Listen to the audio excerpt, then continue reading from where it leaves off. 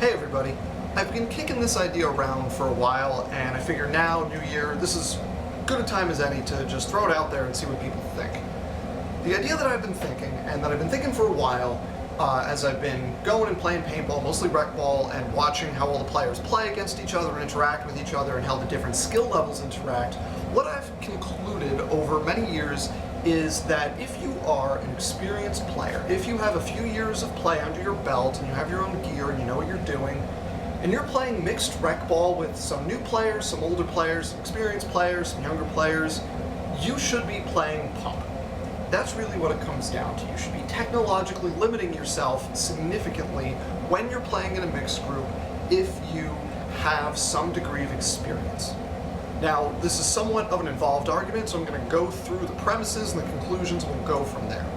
There are two premises to this argument. The first is that new players, younger players getting lit up and having a bad time is bad for paintball. I think we can all agree that that's the case, that when a new player gets lit up and has a really bad time, they don't want to come back to play again, and that is bad for paintball as a whole.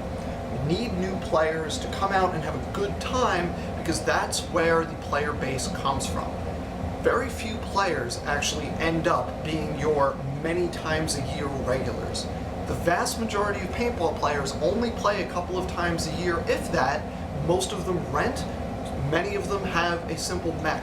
They have one gun, maybe a Tip 98 or a Spider clone or something, and that's it. They play once or twice a year, and that's it. If those players are driven off by bad behavior, then the player base collapses and we can't have paintball anymore, and that's bad for everybody. So new players getting lit up is a bad thing. That's the first premise.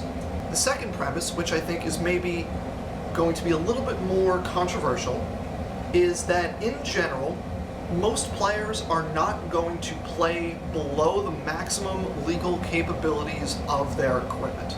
Meaning, it is relatively uncommon to find a player that has a full Electro setup. They have your basic electronic marker with a nice air tank and a force feed loader. It's uncommon to find that player playing with a single finger on the trigger one balling, whether it's on the speedball field or it's Recball, woods ball, whatever the case is. Generally, players play at the maximum legal capabilities of their equipment. If that means they need to play on semi-auto, they're going to play semi-auto. If they're allowed to ramp, they're going to ramp. And even though they have those capabilities, it's rare to see players not using them in Recball. So that's the second premise. The first premise is that lighting up new players is bad because they don't want to come play again. The second premise is that generally players use the capabilities that they have technologically.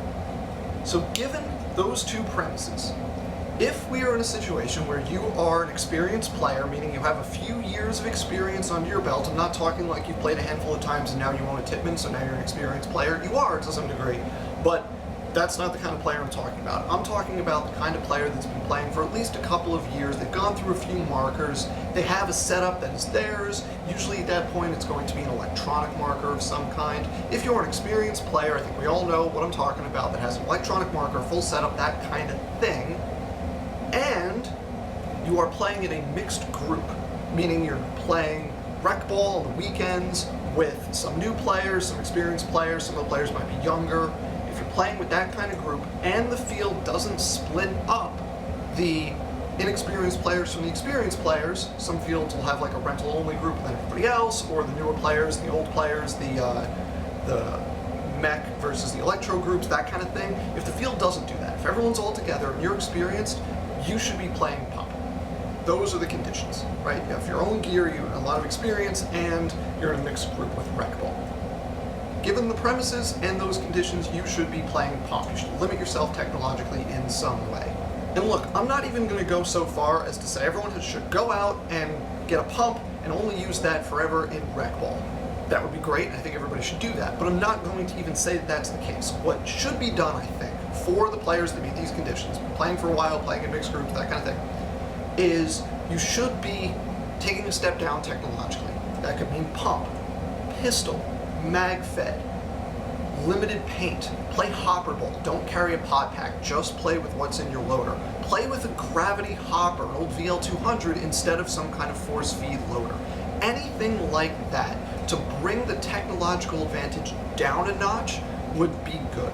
just something to level the playing field technologically between the experienced players and the new players is what I think needs to happen. Now, there are a whole bunch of situations where I don't think what I'm saying should apply. I think there are exceptions. This is the general rule for weekend Recball, given the conditions that I've outlined. But if you're playing a big game or a scenario and there's a couple hundred people, or even 50 or 60 people, and it's a whole bunch of craziness, go nuts. Use whatever you want up to the legal limit. If you're playing in a tournament, obviously go crazy. Use whatever modes are legal in that tournament. If you're going to play speedball, you're playing like around here there's a few fields that do like Wednesday night street balls, just really fast pickup speedball games, go crazy. If you're practicing for a tournament, go crazy. Do whatever you want to do. If you're in a private group, as long as everybody has signed up and everyone's on the same page, then use whatever you want. But again, Recball mixed group, bring it down a notch. There are a whole bunch of other reasons why you should be doing this anyway as an experienced player. Because if you are an experienced player, you have all of the other advantages. You know the field because you've played there before. You know how to use cover, so you're not having a leg or your butt hanging out when you're hiding behind a bunker. You know how to aim, you know how to snap shoot, you don't have your elbow hanging way out when you go to take a shot. You have all of these other advantages. You don't need a technological advantage on top of it. Now, there are a whole bunch of counter-arguments, and as they pop up, we'll see if I address them separately, but I just want to address a couple quick things right now, because one common counter-argument to this argument is that, well, it's allowed, so I'm going to use whatever gear I have up to its maximum capabilities. And I say, yes, technically that is totally allowed, that is fine, but I come back to the idea that I forget what it's from, maybe a Supreme Court case or something, and the line is something to the effect of, your right to swing your fist stops at the other guy's nose. And I think that's the rule that should basically be applied here. So yes, you can legally use an Electro with a force feed hopper and a big air tank on semi-automatic, and capped at whatever 12 balls per second, and you can do that all you want legally. But your right to do that stops as soon as you doing that starts ruining other people's days. Once you start doing what you want to do to the detriment of the other players that are present, that's no good. So that's when you need to tone it down. I've also played with people in Recball that claimed they were practicing for a tournament, which, ridiculous. If you're practicing for a tournament, you don't need to do it in the group that's half renters. Go play on the speedball field where they're running 5-on-5 over there. And maybe the simplest, most obvious counter-argument to this you should tone it down technologically case that I'm making is that, well, I have this gear, I paid for it, it's allowed, I have the right to use it. Absolutely. And my very simple counterpoint to that is go crazy, but don't be a jerk. Just don't use the gear in such a way that is to the detriment of the other players that are playing. That's really the argument in a nutshell. And I want to emphasize that the reason I'm making this argument in technological terms, basically that you should be forcing yourself to be limited rather than doing it voluntarily even though your gear has the capability to go more, is that, again, in my experience, relatively few players are willing and able to, when the paint starts flying, play below the technological limit of the gear they are carrying. I do know and have played with and regularly play with a bunch of players that can be trusted to, in a group that is mostly renters, play with an Electro on semi, capped at 12 balls per second with force feed loader, and they can go out there in one ball and they are not going to cause any problems. But in the grand scheme of things, those players are in the minority. So the most effective way to limit the detrimental effects of technology on new players is to limit the technology itself, which is why, again, if you're an experienced player playing Recball in a mixed game, play pump, play limited paint, play hopper ball, limit yourself in some concrete way. So just a couple of final thoughts here.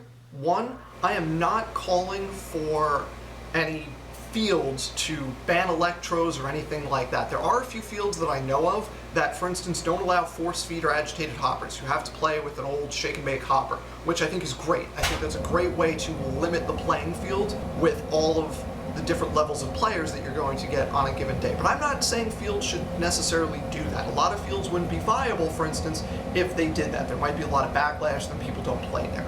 So that might be a problem. So I'm not saying fields should do that. This should be voluntary. I'm simply calling on experienced players to be considerate of the vast majority of players that are the once-a-year renters or the couple times a year have a Tipman in the closet players that aren't going to throw ropes of paint and don't need to have ropes of paint thrown at them to have a competitive game.